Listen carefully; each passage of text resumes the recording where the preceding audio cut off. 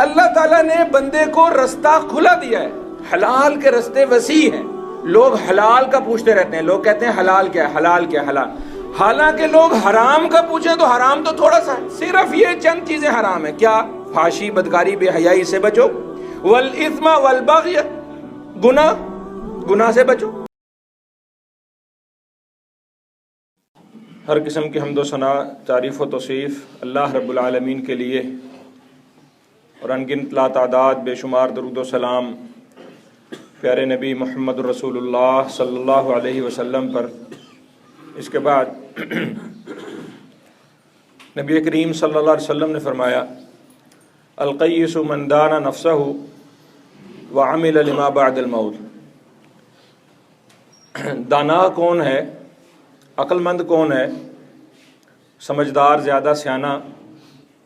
ہر بندے کو اپنے بارے میں یہ زعم ہو سکتا ہے کہ میں بہت سمجھدار ہوں، لیکن جو تعریف، جو پہچان نبی کریم صلی اللہ علیہ وسلم نے فرمائی وہ کیا ہے کہ وہ شخص عقل مند ہے، وہ سیانا سمجھدار ہے جو اپنے آپ پر غور کرے، جو اپنے نفس پر، اپنے معمولات پر، اپنی زندگی کے شب و روز پر، اپنے حرکات و سکنات پر، اپنے کرتوتوں پر غور کرے اور یہ سوچے کہ میں نے کون سے کام ایسے کیے ہیں جو مجھے مرنے کے بعد فائدہ دیں گے۔ یہ ہے سمجھداری۔ اللہ اکبر۔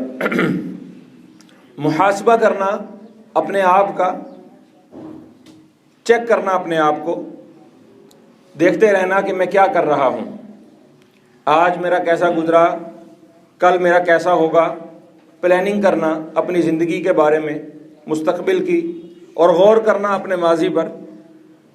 یہ یقیناً ہر سمجھدار آدمی کو بات سمجھ آتی ہے کہ یہ بہترین زندگی گزارنے کے لیے، کامیاب زندگی گزارنے کے لیے یہ ضروری ہے کہ انسان اپنے گزرے ہوئے پر غور کرے اور اپنے آنے والے کے لیے بہترین منصوبہ بندی کرے۔ اس کو کہتے ہیں محاسبہ، حساب کرنا، اپنے آپ کو چیک کرنا۔ یہ محاسبہ ایمان کی نشانی ہے۔ حضرت عمر رضی اللہ تعالیٰ عنہ نے فرمایا، حاسبو قبل ان تحاسبو۔ ایک حساب تمہارا اللہ تعالیٰ نے لینا ہے، اللہ کے حساب لینے سے پہلے تم اپنا حساب خود لے لو، تم اپنے آپ کو خود چیک کر لو کہ میں کیا کر رہا ہوں، کتنا کر رہا ہوں، کیسا کر رہا ہوں۔ یہ آخرت کی تیاری کی نشانی ہے، یہ علامت ہے اس بات کی، جو بندہ اپنا محاسبہ کرتا ہے اور وہ ایمان والا ہے، یہ اس بات کی نشانی ہے کہ اسے اپنے مرنے کی فکر ہے، اسے آخرت کی فکر ہے، وہ تیاری میں لگا ہوا ہے۔ جو شخص اپنے محاسبے سے غافل ہے وہ اپنی دنیا سے بھی غافل ہے اور اپنی آخرت سے بھی غافل ہے، نہ وہ اپنی دنیا کی زندگی میں بہتری چاہ رہا ہے، نہ اسے مرنے کے بعد کی کوئی فکر ہے۔ گویا یہ محاسبہ ایک ایسی چیز ہے جو انسان کو دنیا میں بھی کامیاب بناتی ہے اور آخرت میں بھی کامیابی کی ضمانت اور گارنٹی ہے۔ نبی کریم صلی اللہ علیہ وسلم نے اپنے پیارے صحابی سیدنا ابو ہریرہ رضی اللہ تعالی عنہ کو یہ بات سمجھائی کہ تم نے بہترین انسان بننا ہے، نیک ترین انسان بننا ہے۔ بہترین انسان کون ہے؟ جو سب سے زیادہ نیک ہو، سب سے زیادہ عبادت گزار ہو۔ تم نے عبادت گزار بننا ہے، تم کیا کرو؟ کن ورعا تکن اعبد الناس۔ یہی آج کے خطبہ جمعہ کا موضوع ہے۔ تکن ورعا، محتاط ہو جاؤ، احتیاط اپنا لو، کوشن۔ ورع اس کا صحیح ترجمہ جو آپ کو سمجھ آئے گا کہ کوشن، تنبیہ، متنبہ ہو جاؤ۔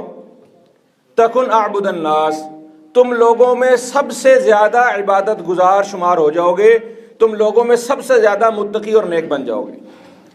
اب یہ متنبہ ہو جانا، احتیاط کرنا، ورع پیدا کرو اپنے اندر ورع کو اختیار کرو۔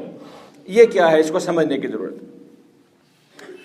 نبی کریم صلی اللہ علیہ وسلم نے فرمایا، الحلال بین والحرام بین وبینہما مشتبہات۔ بندہ مومن مسلمان زندگی گزارتا ہے، قدم قدم پر اس کو دو میں سے ایک چیز کا انتخاب کرنا ہے۔ ایک طرف حلال ہے، ایک طرف حرام ہے۔ حلال واضح ہے، حرام بھی واضح ہے۔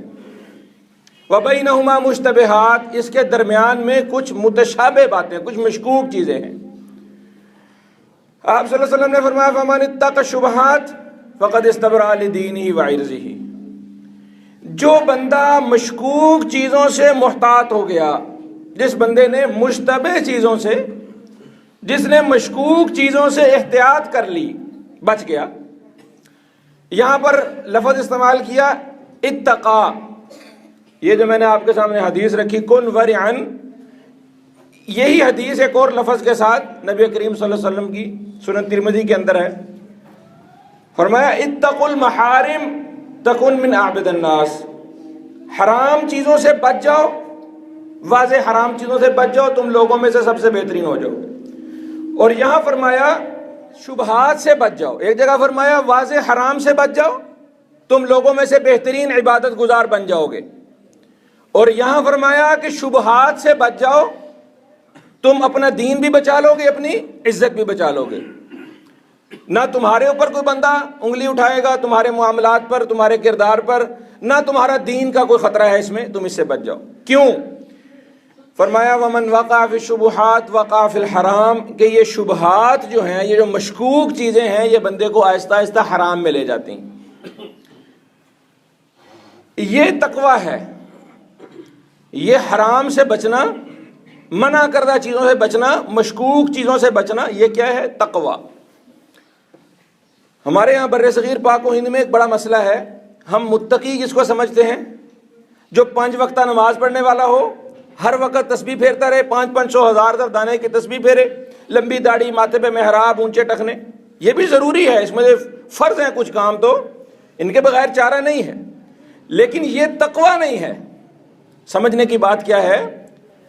اس بات کو آپ آج دل پر پکا نقش کر لیں، یہ تقویٰ نہیں ہے۔ لمبی نمازیں پڑھنا تقویٰ نہیں ہے، تسبیح کرنا، لمبی لمبی اذکار کرنا تقویٰ نہیں ہے، ڈھیر سارا صدقہ خیرات کرنا تقویٰ نہیں ہے، رات کی تہجدیں پڑھنا تقویٰ نہیں ہے۔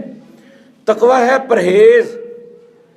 تقویٰ کس کو کہتے ہیں؟ متقی کس کو کہتے ہیں؟ پرہیزگار، بچنے والا، احتیاط کرنے والا۔ آپ دیکھیں ایک بندہ بیمار ہو جائے، اس کو بلڈ پریشر ہے، ڈاکٹر کے پاس گیا، ڈاکٹر نے اس کو آپریٹس لگایا، اس کو آپ کا بی پی بہت ہائی ہے، شوٹ کر گیا، یہ گولی لے لیں اور نمک نہیں کھانا۔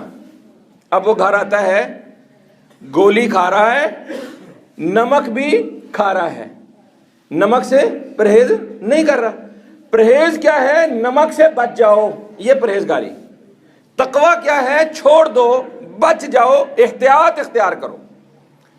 ہمارے یہاں بڑے بڑے چور، بڑے بڑے لٹیرے، بڑے بڑے فسادی، بڑے بڑے دغاباز، وہ نماز میں پہلی صف میں ہوں گے، ہر سال حج عمرے کے لیے جاتے ہیں، صدقہ خیرات میں بہت آگے دبا کر، ساتھ گناہ بھی کیے جاؤ، ساتھ فراڈ بھی کیے جاؤ، ساتھ جو ہے سود بھی کھائے جاؤ، ڈنڈی بھی مارے جاؤ۔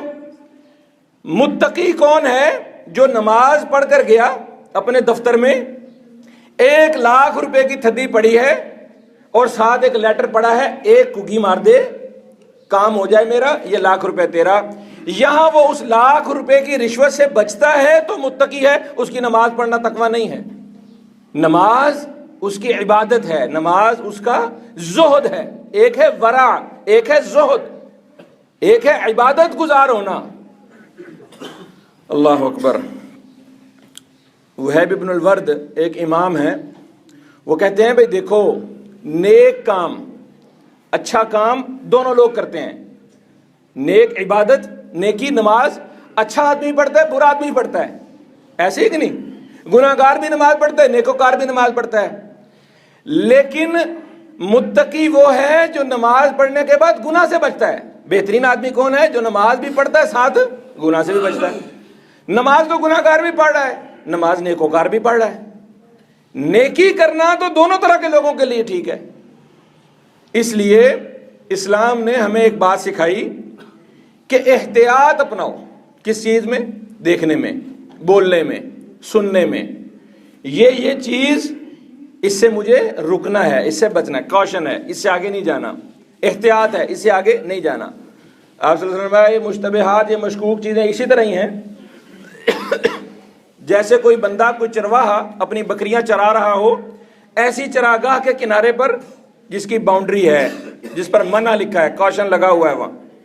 آپ نے دیکھا ہے اکثر جب کوئی حادثہ ہو جائے یا کسی جگہ پر کوئی کام ہو رہا ہو، ایک باؤنڈری کھینچ دیتے ہیں عارضی طور پر، اس کے اوپر لکھا ہوتا ہے ڈینجر، کاشن، اس سے آگے نہیں جانا، خطرہ، انتباہ، یا خاردار باڑ لگائی ہوتی، اس سے آگے نہیں آنا، یہ آگے پراپرٹی، پبلک پراپرٹی نہیں ہے، یہ کسی بندے کی، اس میں نہیں آنا.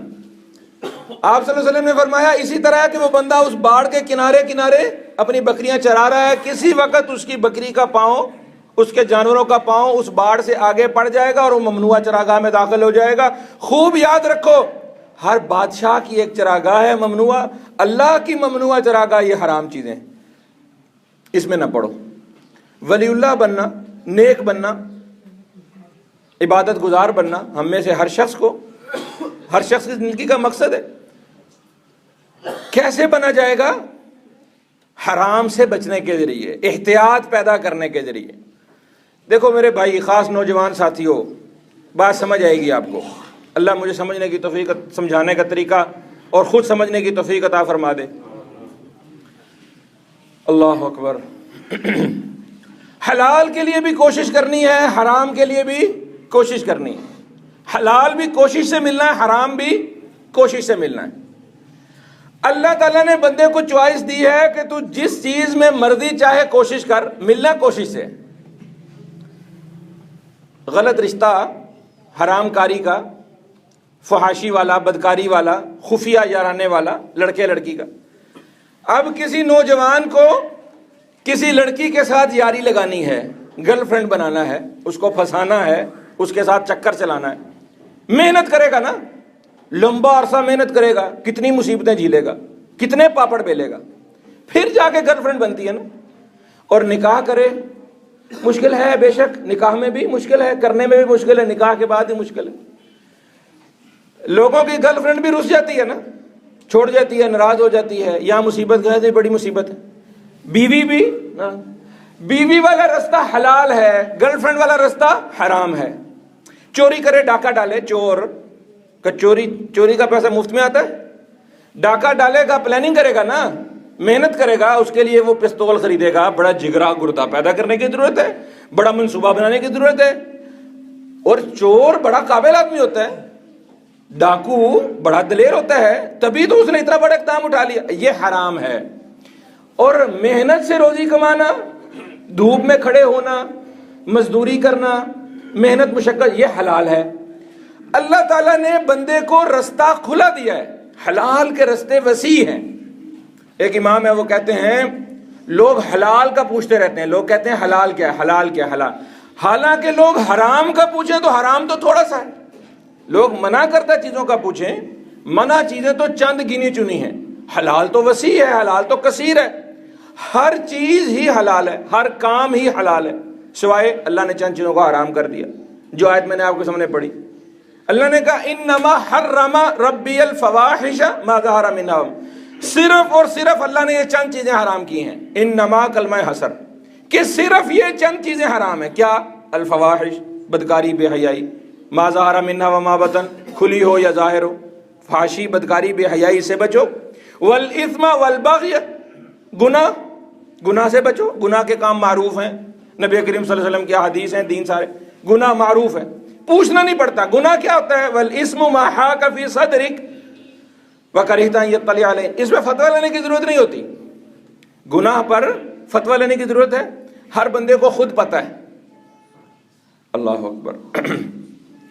ایک بندے کا امتحان ہو رہا ہو، اس امتحان میں اس کو یہ پتا ہے کہ اس امتحان میں یہ نہیں کرنا، لائنیں نہیں مارنی، پیپر پہ گند نہیں مارنا، اس پر تھوک نہیں پھینکنا، اس پر گالیاں نہیں لکھنی، فضول لغو کام نہیں کرنا، پیپر کو چڑر مڑر نہیں کرنا، صاف ستھرا پیپر دے.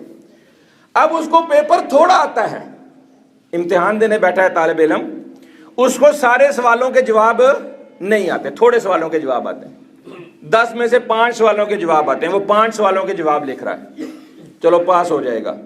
لیکن اگر ایک طالب علم اس کو پتہ ہے امتحان میں یہ کام نہیں کرنے، وہ کام کر آتا ہے جو نہیں کرنے، اور ساتھ اس نے سوالوں کے جواب بھی لکھے ہیں، نمبر ملیں گے اس کو. پیپر کو پھاڑ دے، پیپر پر تھوک پھینک دے، پیپر پر لکیریں مار دے، سیاہی گرا دے۔ وہ جو سوال اس کو آتے تھے وہ کیے ہوئے سوال بھی اس کے ضائع ہو گئے۔ اسی طرح اللہ تعالیٰ نے جو اس دنیا میں بھیجا ہے، اس امتحان گاہ میں بھیجا ہے، ہر روز کے روز کا امتحان ہے۔ ایک دن گزر گیا، صفحہ پلٹ گیا۔ اب یہ بھی اللہ تعالیٰ کی کمال مہربانی ہے، کمال شفقت ہے۔ اللہ تعالیٰ کہتے ہیں پیپر دے دینے کے بعد، دنیا میں ایسا نہیں ہو رہا۔ دنیا میں کوئی بندہ پیپر دے کر آ گیا، اب وہ کہتا ہے جی او مجھے پتا چلا میرا سوال غلط ہو گیا، مجھے دوبارہ پیپر دینے دو۔ کوئی دینے دیتا ہے؟ نہیں بھائی، دے دیا، ٹائم ختم، بس چھٹی، اب جاؤ، اب جو ہونا ہے اب نمبر لگ کے آئیں گے، بس جاؤ چھٹی۔ اللہ تعالیٰ نے یہ شفقت اور مہربانی رکھی ہے کہ ہاں تمہیں سمجھ آ گئی غلطی تھی، توبہ کر لو، اللہ تعالیٰ اس پیپر سے جو غلط کام تھے اس کو مٹا دیں گے۔ وہ پیپر میں جو تم سے غلطی ہو گئی تھی، کوتاہی ہو گئی تھی، جو تم غلط کام کر رہے تھے، وہ مٹا دیں گے۔ توبہ موجود۔ یہ اللہ تعالیٰ کی شفقت اور مہربانی ہے انسانوں کو۔ لیکن پہلی چیز کیا ہے کہ اپنے اندر احتیاط، معاملات کے اندر احتیاط، اپنی زندگی کے اندر احتیاط، چیزوں کے اندر احتیاط۔ نبی کریم صلی اللہ علیہ وسلم سفر میں جا رہے ہیں، پیٹ پر پتھر ہے، صحابہ کے پیٹ پر بھی پتھر ہے، آپ صلی اللہ علیہ وسلم کے پیٹ پر بھی پتھر ہے۔ سفر ہے، پیٹ پہ پتھر ہے، بھوک کی شدت ہے، ایک کھجور سڑک پر رستے پر گری ہوئی ملی، اٹھایا، آپ صلی اللہ علیہ وسلم نے اس کو جھاڑا، بسم اللہ پڑھی، اس کو کھانے لگے، اس کھجور کو کھانے لگے۔ کھاتے کھاتے اس کھجور سے رک گئے اور کہا لولا ان تکون من صدقۃ لاکلتھا، اگر مجھے یہ شک نہ ہوتا، اگر مجھے یہ خطرہ نہ ہوتا کہ یہ کھجور صدقے کی ہو سکتی ہے تو میں اس کو ضرور کھا لیتا، لیکن مجھے یہ خدشہ ہے، مجھے یہ شک ہے کہ یہ کھجور صدقے کی ہو سکتی ہے۔ کیوں؟ آل رسول پر، نبی کریم صلی اللہ علیہ وسلم کے اہل بیت پر صدقہ حرام ہے، آپ صلی اللہ علیہ وسلم پر صدقہ حرام۔ اتنی سخت بھوک ہے، لوگوں نے دل میں خیال آیا ہوگا صحابہ کے، آپ تو لیغفر لک اللہ ما تقدم من ذنبک وما تاخر، آپ کے تو اللہ نے اگلے پچھلے گناہ معاف فرما دیے، تو آپ یہ اللہ کے نبی اپنے لیے نہیں کر رہے تھے، یہ امت کے لیے کر رہے تھے۔ اتنی چھوٹی سی چیز۔ ابو بکر صدیق رضی اللہ عنہ کائنات کے نبیوں کے بعد سب سے بہترین انسان۔ اور یہاں پر ایک بات یاد رکھیے، ابو بکر صدیق تہجد گزار تھے، بہت زیادہ نمازیں پڑھنے والے تھے، بہت بڑے مجاہد تھے، بہت بڑے صدقہ کرنے والے تھے نہیں تھے۔ ابو بکر صدیق سے زیادہ صدقہ کرنے والے صحابہ موجود ہیں، ابو بکر صدیق سے زیادہ بڑے مجاہد موجود ہیں، ابو بکر صدیق سے زیادہ بڑے عابد موجود ہیں۔ ابو ذر غفاری، ان کی عبادت، ان کی تہجد گزاری، ابو بکر صدیق سے کوئی مقابلہ ہے؟ ابو ذر غفاری تو اتنا روتے تھے، اتنی لمبی لمبی عبادت کرتے تھے، آنکھوں میں گڑے پڑ گئے تھے، حلقے پڑ گئے تھے۔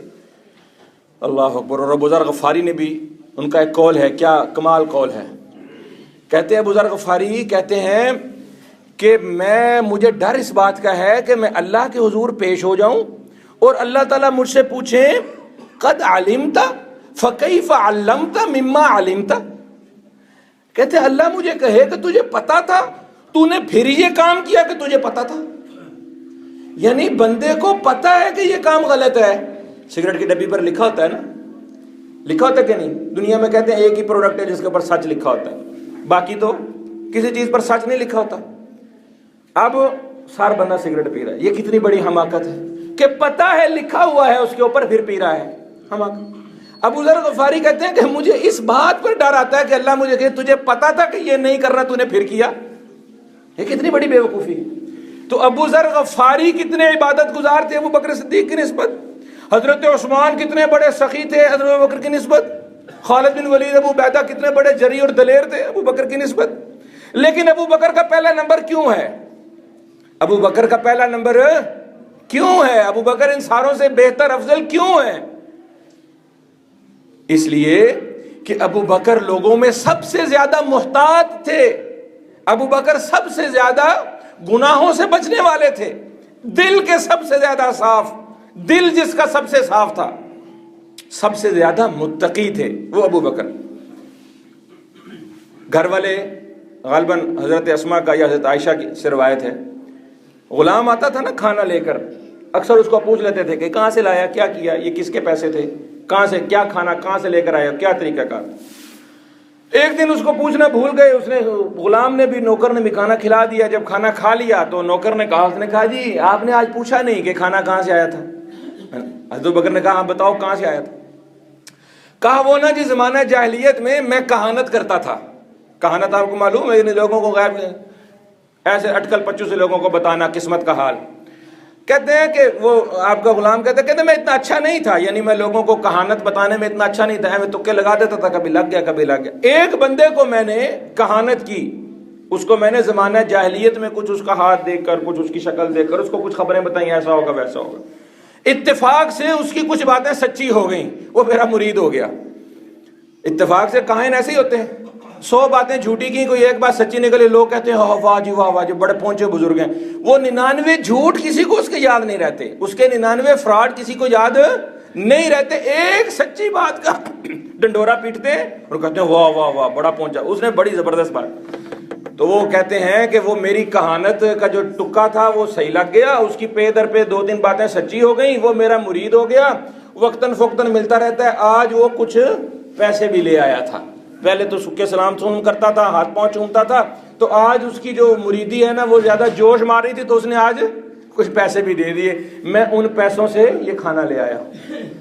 اللہ اکبر۔ ابو بکر ان کو پتا چلا کہانت کا پیسہ، حرام ذریعے سے کمایا ہوا پیسہ۔ ابو بکر اٹھے، گلے میں انگلیاں ماری، مار مار کے، الٹیاں کر کے اپنا سارا کھانا باہر نکالا۔ گھر والوں نے کمر پہ ہاتھ پھیرا، تسلی دی، حوصلہ دیا، کہا ابو بکر جانے بھی دیجئے، پھر کیا ہو گیا، لا علمی تھی، آپ کو پتہ نہیں چلا، آپ نے خود نہیں کمایا، نوکر لے کر آیا، اللہ تعالیٰ معاف کرنے والا ہے، چھوڑ دیں۔ ابو بکر کہتے ہیں یہ تو کھانا ہے جو نکل رہا ہے، اس چکر میں میری روح بھی نکل جائے تو مجھے گوارا ہے کہ میرے پیٹ میں حرام چلا گیا۔ اور حضرت ابو بکر نے اس وقت دعا کیا مانگی، اس وقت قول کیا کہا اللہم انی اعتذر الیک مما حملت العروق، اللہ میں معافی چاہتا ہوں، اللہ میں معذرت خواہ ہوں، اللہم انی اعتذر الیک مما حملت العروق، جو میری انتڑیوں میں رہ گیا ہے، جو میرے معدے میں رہ گیا ہے، میں اس پر معذرت چاہتا ہوں کہ میں اس کو نکال نہیں پایا، جو انٹسٹائن میں جو آگے چلا گیا، میں اس پر معذرت چاہتا ہوں۔ اتنا احتیاط۔ یہ ابو بکر صدیق رضی اللہ تعالی عنہ تھے، اور نبی کریم صلی اللہ علیہ وسلم کی سیرت ہے اور اسلام کا طریقہ ہے۔ حضرت عائشہ رضی اللہ عنہ کہتی ہیں بہترین بات یہ ہے بندہ اللہ سے ملاقات کرے، نیکیاں لے کر نہ جائے۔ بہترین بات کیا ہے کہ بندہ اللہ سے ملاقات کرے، نیکیاں لے کر نہ جائے، گناہ کم لے کر جائے۔ گناہ کم کیوں؟ گناہوں سے پاک ہو کر جائے، یہ تو ہو نہیں سکتا، کیوں کہ ہر بنی آدم خطا کار ہے، اس سے غلطیاں تو ہوں گی، لیکن بہترین خطا کار وہ ہیں جو غلطیوں پر توبہ کر لیں۔ تو اللہ کے ساتھ بڑی بڑی نیکیاں لے کر نہ جاؤ اللہ کے پاس، گناہ کم لے کر جاؤ۔ ہمارے ہاں ہم کہتے ہیں گناہ بھی دبا کر کری جاؤ اور نیکیاں بھی ساتھ کری جاؤ، یہ گزارا چل جائے گا۔ ادھر گناہ کرے جاؤ، آپ دیکھیں نا ٹی وی پر میڈیا پر اکثر چیزیں آ جاتی ہیں، فلاں بندہ دیکھو جی وہ پتی میں ملاوٹ کر رہا تھا، فلاں بندہ اس نے یہ رشوت لی، فلاں بندہ، اکثر و بیشتر سر پر ٹوپی لے کے داڑھی رکھ کر، ہاں حاجی صاحب، اور یہ بینک میں چلے جاؤ، بڑے بڑے سودی کھاتوں والے، بڑے بڑے حاجی صاحب، ہاں لوگوں کا مال ناحق کھانے والے، رشوت کھانے والے، جتنے رشوت لینے آتے ہیں نا محکموں سے، اداروں سے لوگ، کسی کو بات بری نہ لگ جائے، کوئی غصہ نہ کرے، یہ باتیں میں اپنے لیے کر رہا ہوں بھائی۔ میں جس موضوع کا انتخاب کرتا ہوں اس میں سب سے پہلی ضرورت وہ میری ہوتی ہے۔ یہ سب سے پہلے زبان میری بول رہی ہے نا، میرے کان سب سے قریب ہیں، سب سے پہلے میری زبان سے نکلی بات میرے کان سن رہے ہیں، یہ بات میرے اپنے لیے ہے، سب سے پہلے میری اپنی توجہ کے لیے، میری اپنی تربیت کے لیے۔ اس میں سے آپ کو کچھ فائدہ ہو جائے تو فبیہا، اللہ تعالیٰ اس کو بھی قبول کرے، تو یہ بات میں اپنے لیے کر رہا ہوں۔ جتنے بڑے بڑے راشی آتے ہیں نا، بڑے متقی پرہیزگار نیک بن کر، لینے رشوت آیا ہے اور بحث کر رہا ہے، اجی آپ کا سعودیہ کے مالی نظام کے اوپر، معاشی نظام کے اوپر آپ کا کیا خیال ہے کہ وہ اسلامی نظام ہے؟ ارے بھائی یہ جس حرام میں تم پڑے ہوئے ہو اس حرام کی فکر کرو، تمہیں نیکیوں کی اور تمہیں بڑے بڑے فقہ کی اور بڑی بڑی تمہیں ان باتوں کی فکر پڑی ہوئی۔ تو اللہ رب العالمین سے دعا ہے کہ اللہ تعالی ہمیں ہمارے گھر والوں کو بھی اس حرام سے بچنے میں، احتیاط اختیار کرنے میں عورتوں کا بڑا کردار ہے۔ میری بہنیں، مائیں، ہاں وہ بھی بیٹھی ہیں، جمعہ سن رہی ہیں۔ دیکھو، رن مرید وہ نہیں ہے جو بیوی کی خدمت کرے۔ دیکھو بات، یہ بھی بات سمجھ لو بھائی، مختصر آخری بات ہے، پاؤں دباؤ نا بیوی کے، یہ رن مریدی نہیں ہے۔ اس کا سر دباؤ، یہ رن مریدی نہیں ہے۔ گھر کے برتن دھو لو، یہ رن مریدی نہیں۔ گھر میں جھاڑو پونچھا لگا دو، کپڑے دھو دو، نوجوانوں یہ رن مریدی نہیں ہے۔ رن مریدی کو آپ ایک تانا سمجھتے ہیں نا۔ رن مریدی کیا ہے؟ بیوی کہتی میں نے کھاٹی پہننی، میں نے بریزے پہننا ہے، فلاں نیا آ گیا ہے، لان کا سوٹ آ گیا، نئے سپرنگ سیزن آ گیا ہے جی، اب ونٹر کلیکشن آ گئی ہے، اب مجھے برانڈڈ کپڑا چاہیے، مجھے آئی فون 12 چاہیے، مجھے فلاں۔ بچے کہتے ہیں کہ بابا میں فلاں، بیوی کہتی ہے میرا بچہ فلاں اسکول میں پڑھے گا، فلاں میری بہن کا بچہ فلاں اسکول میں پڑھتا ہے، میرا بچہ اس اسکول میں پڑھے گا۔ یہ ساتھ والی کو دیکھا ہے، اس نے فارچونر لے لی ہے، تم ایم جی نہیں لے سکتے، تم بڑی گاڑی نہیں لے سکتے۔ جو بندہ اپنی بیوی کے پیچھے لگ کر اپنی آخرت برباد کر رہا ہے اور حرام میں پڑا ہوا ہے، اور بچوں کا پیٹ بھرنے کے لیے، بچوں کو کپڑے اچھے پہنانے کے لیے، ان کا مستقبل اچھا بنانے کے لیے حرام میں پڑا ہوا ہے، اس سے بڑا رن مرید کوئی نہیں، اس سے بڑا تانا کسی مرد کے لیے کوئی نہیں کہ وہ اپنے بیوی بچوں کے پیچھے لگ کر یہ کر رہا ہے۔ اور وہ اچھے دور کے جو لوگ تھے، جن مردوں کا تذکرہ کیا ہے، ان کی عورتیں بھی کیا کہتی تھیں؟